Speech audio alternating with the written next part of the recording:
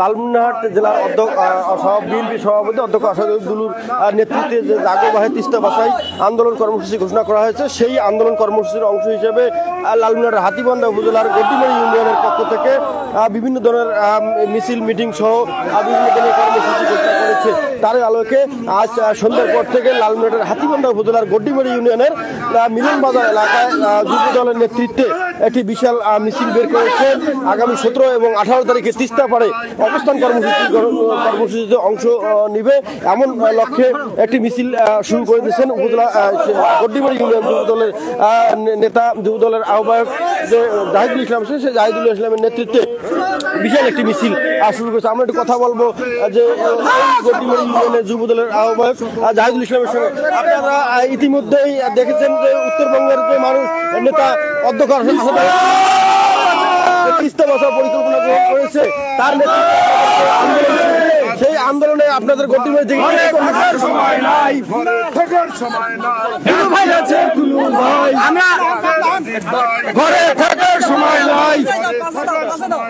ডাক দিয়েছে দুলু ভাই, ঘরে থাকার সময় নাই, ডাক দিয়েছে দুলু ভাই।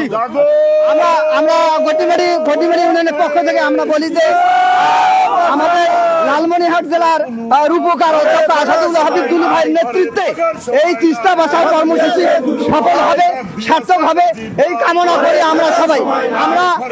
আমরা এই রাজীব ব্যারিস্টারের নেতৃত্বে অধ্যক্ষ আসাদুল হাবিব ভাইয়ের নেতৃত্বে তিস্তা বাছাই আন্দোলনে আমরা সবাই একাত্মতা ঘোষণা করছি এবং সবাই আমরা সেখানে আমরা যোগ দেব এবং সবাই আমরা এটাকে সফল করার জন্য সবাইকে আহ্বান জানাচ্ছি।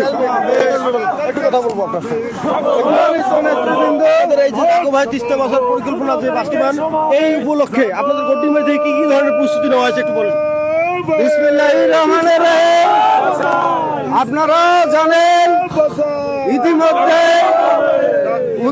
উত্তরবঙ্গের আমাদের সৃজনশীল নেতা লালমনিরহাট জেলা বিএনপির সম্মানিত সভাপতি, রংপুর বিভাগীয় সাংগঠনিক সম্পাদক জনাব আসাদুল হাবিব দুলু ভাইয়ের নেতৃত্বে 17-18 তারিখ তিস্তার তীরে যে সমাবেশ অনুষ্ঠিত হতে যাচ্ছে, এই মেগা প্রকল্প বাস্তবায়নে গড্ডিমারি ইউনিয়ন যুব দল প্রতিটি ওয়ার্ডে আমরা নেতা কর্মীদের সংঘবদ্ধ করেছি, প্রতিটি পাড়ায় পাড়ায় আমরা প্রচারণা চালিয়েছি। আমরা আশা করছি আগামী 17-18 তারিখ তিস্তার তীরবর্তী অঞ্চলে গড্ডিমারি সহ হাতীবান্ধা উপজেলার 12টি ইউনিয়নে ব্যাপক সমাগম ঘটবে ইনশাআল্লাহ। লক্ষাধিক লোকের সমাগম হবে বলে আমরা আশাবাদ ব্যক্ত করছি। আপনাদের এই গড্ডিমারি তো তিস্তা চরাঞ্চল এলাকার মানুষ, আপনারা এই গড্ডিমারি বাসী যে তিস্তা পাড়ের মানুষ, তিস্তা পাড়ের অভিজ্ঞতা, তিস্তা পাড়ের দুঃখ দুর্দশা সম্পর্কে যদি একটু বলেন যে আসলে কতটা কষ্ট করতে হয় আপনাদেরকে। আসলে আপনারা নিশ্চয় অবগত আছেন, এই ফ্যাসিস্ট সরকার এই দীর্ঘদিন ভারতের সহযোগিতায় আমাদের এই লালমনিরহাট জেলায় বিশেষ করে গড্ডিমারি ইউনিয়ন প্রতি বছর বন্যার কবলিত। এই বন্যায় আমাদের গড্ডিমারি ইউনিয়ন কিছুই পায় না, শুধুমাত্র ধুলো বালি আর পানি ছাড়া কিছুই আসে না। প্রতি বছর বন্যায় বাড়ি ঘর বিলীন হয়ে যায়, মানুষের লক্ষ লক্ষ হেক্টর জমি, আবাদি জমি সমস্ত বিনষ্ট হয়ে যায়, এমনকি গৃহপালিত পশু সহ বিনষ্ট হয়ে যায়। তাই দুলুভাই যে ডাক দিয়েছে, এই ডাকে গড্ডিমারি ইউনিয়ন সর্বাত্মক অংশগ্রহণ করবে এবং এই মেগা প্রকল্প বাস্তবায়ন না হওয়া পর্যন্ত আন্দোলন চালিয়ে যাবে বলে আমি আশাবাদ ব্যক্ত করি ইনশাল্লাহ।